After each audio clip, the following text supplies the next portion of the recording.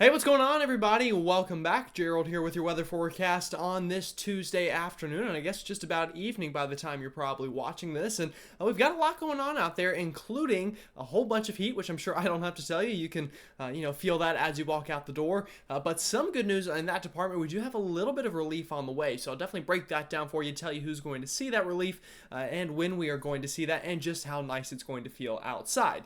Now, outside of that, we do have a very active scene in the tropics, as you'll see here in just a second. Multiple areas we're watching, including Tropical Storm Harold that made landfall in Texas this morning, just like I talked about yesterday, and sure enough brought a pretty good amount of rainfall and even a couple tornado warnings this afternoon. So a very active afternoon for you folks down there in South Texas. So again, we'll break all that down for you in this video. Now, if you haven't already subscribed, definitely consider doing so. We're trying to get to 1,500 here before the month is over, and we're getting pretty close now. So again, only need about 40 more people, even less than that by now, to subscribe for us to hit that goal. And of course, if you like the video, as that does help out the channel a lot and helps these videos reach more people, which is always super exciting to see and helps the channel grow. With all that said, though, let's go ahead and jump into it because I don't want to ramble on too long here this afternoon. So taking a look at the Atlantic Basin right now and kind of the eastern half of the country as a whole. Again, some pretty interesting things going on out there. So looking back at home, again, we still have this big area of high pressure really dominating the pattern here in the lower 48, but we are getting flow around that. Now, because of that, we're going to be able to sneak in a little bit of cooler air later on today and into tomorrow here for the eastern sections of the country. Now, whenever I say cooler air, it's really not going to be that much cooler air temperature-wise, but it's going to feel nicer because we will get some drier Canadian air to work its way in, so that will definitely help things out, and we'll get more rounds of that throughout the next week or so, which will help cool things down a bit. So the other big story here back at home is, again, Tropical Storm Harold. That made landfall here in southern Texas early this morning, and that continues to kind of spin away there over Texas, kind of near the Rio Grande River Valley there, moving into sections of Mexico right now. So again, bringing some rain to some people who really needed it. We also have Tropical Storm Franklin out here in the Caribbean. That is going to move up through Hispaniola over the next couple of days before getting out here in the open Atlantic, and that's when we need to watch it pretty closely here, although luckily right now all indications are it should continue mostly out to sea before potentially impacting our friends up in Nova Scotia and Newfoundland up there. So again, that will definitely bring some impacts to some people. Other than that, a lot of this stuff kind of out here in the Atlantic is really just a lot of noise right now, or some tropical storms that have died off, or just some waves that are really not looking to be too much of a threat, at least in the short to medium term. So, we'll save those for another day. All right, so zooming this in back home a little bit. Again, that heat dome is not hard to find here as we have a giant area of excessive heat warnings from Texas all the way up through Minnesota and all the way back down towards Atlanta, Georgia. So again, a lot of people getting in on this very hot weather.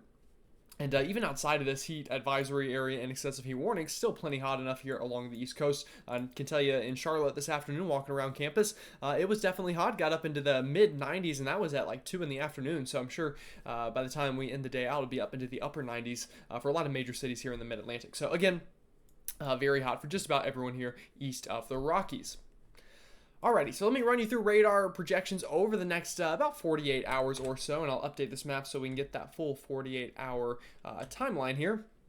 So, again, right now, relatively dry, but as we kind of get some precipitation and some energy to wrap around this high pressure up on the northern side of it, we are going to begin to see the return of some showers and storms to sections of the lower 48. Now, again, today and tomorrow do continue to expect some scattered showers there along the Rio Grande Valley into Texas.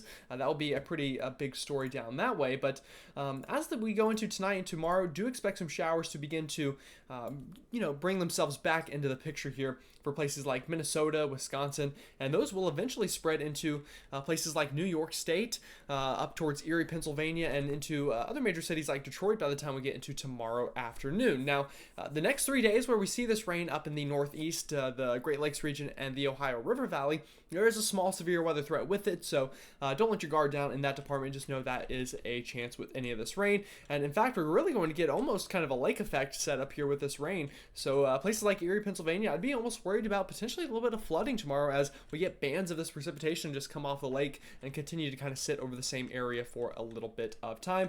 And again, that could also bring some severe weather with it going into tomorrow afternoon and tomorrow evening.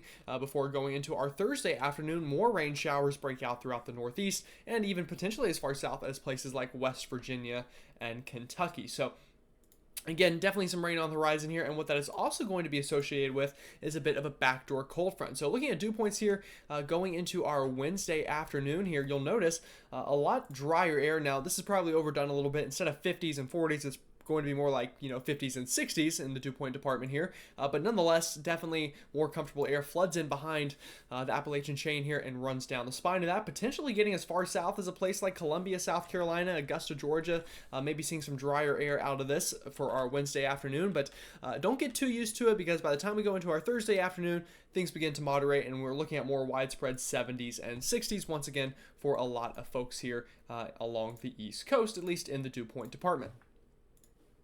Alright, so taking a look at the overall pattern, again, we've been talking about it for a while, but it's still ongoing, so we have to continue to speak about it here. Again, this big ridge of high pressure continues to dominate the pattern, and again, that's why we're seeing all of this heat.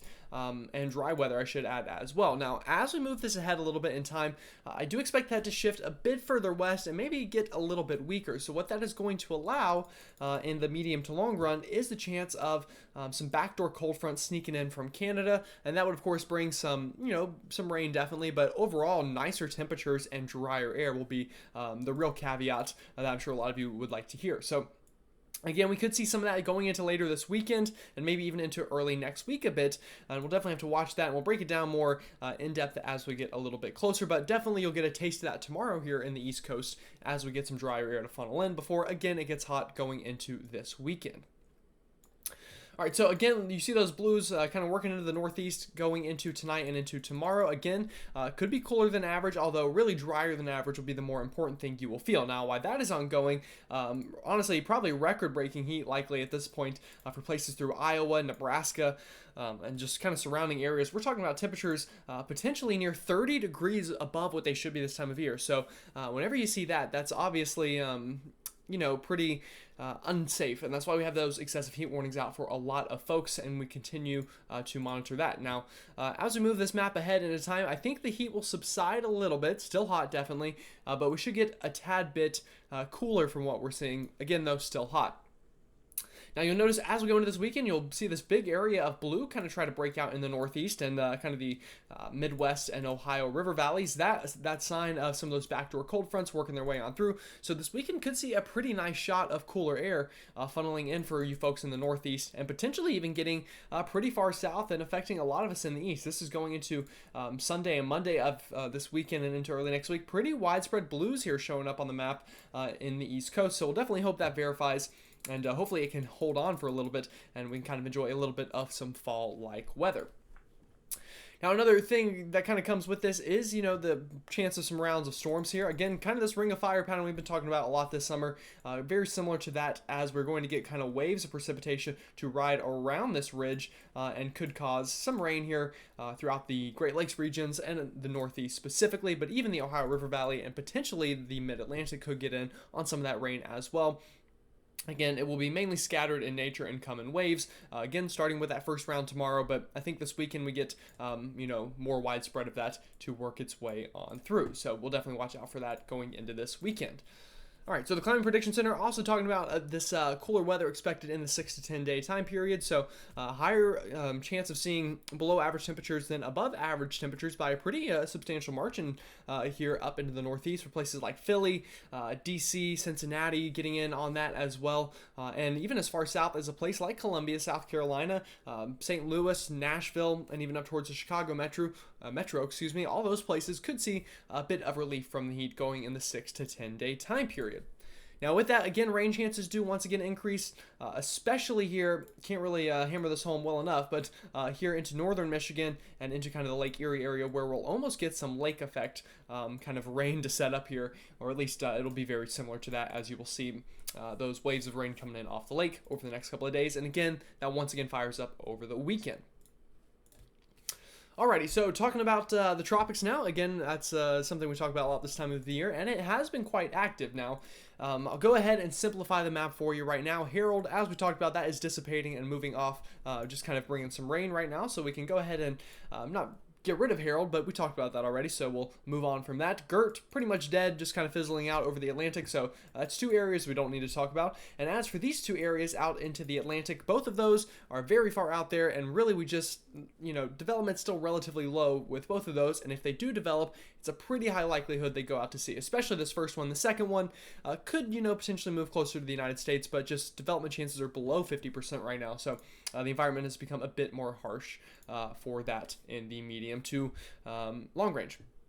All right, so that leaves us with just Tropical Storm Franklin here. So let's go ahead and zoom in on him and talk a little bit about what he's got going on. So again, likely to move through Hispaniola going into tomorrow morning and into tomorrow afternoon. So we have tropical storm warnings up for most of the Dominican Republic here and the southern coastline of Haiti, as we could see some tropical storm force winds with that rolling on through. But really, the rain will be a bigger deal here, as we likely see some pretty bad flooding over Hispaniola with all those mountains really squeezing out the moisture here from this tropical system. Now, what happens after that will be quite interesting. Again, likely gets back over the open Atlantic and is expected to become a hurricane by this weekend, specifically Sunday, as it's kind of stuck between the Bahamas, Bermuda, and just that general area. So kind of right out here over the Bermuda Triangle, if you will, is where this thing will be spinning away.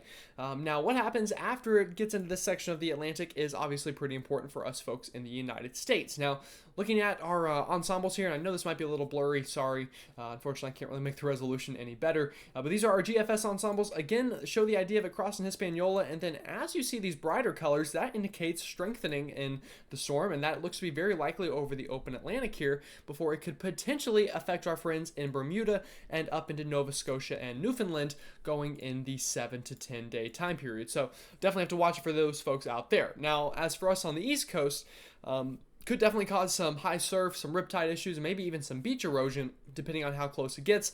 But the models today have backed off a little bit and brought it a bit more eastbound, which is definitely good for us here in the United States. Looking at the Euro ensembles, same story again. Mainly keep us out to sea. A couple members get it kind of close, a bit too close for comfort to our folks up into New England. We'll definitely watch that, but right now, that's more of a long shot than it just kind of staying out to sea. So we'll definitely continue to monitor that. Alright, so that's Franklin. Now, looking kind of past Franklin, I think the bigger story will really kind of come into play going into this weekend and into next week, where there looks to be a piece of energy that gets kind of here into the Western Caribbean and into the Gulf of Mexico. Now, models have been hinting at this for a while, and this does look to have a chance at organizing whatever kind of storm system or, energy we have out here. And if it does, it definitely poses a threat to our friends down in Florida and the southeastern United States. Now, models have backed off a little bit today, but nonetheless, you'll notice here with our European ensembles, we have a pretty high number of them showing some kind of storm system here towards the west coast of Florida by the time we get into the middle of next week. So again, this is still about 7 to 10 days out before we would feel any impacts. But again, really need to watch that. And again, that would have the potential to potentially impact us in the southeastern United States.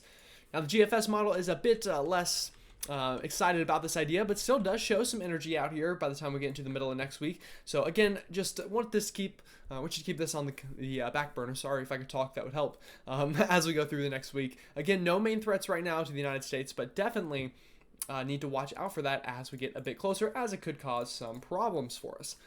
Alrighty, well, that's all I've got for you on this Tuesday. I've got another class to get to, actually, which is kind of insane. I'm going to have to drive back to campus for a 7 o'clock class, and that doesn't get out till 9:45 tonight, so wish me luck in that. Should definitely be a fun time, I'm sure. Anyway, though, again, have a great rest of your night, and I will see you all next time.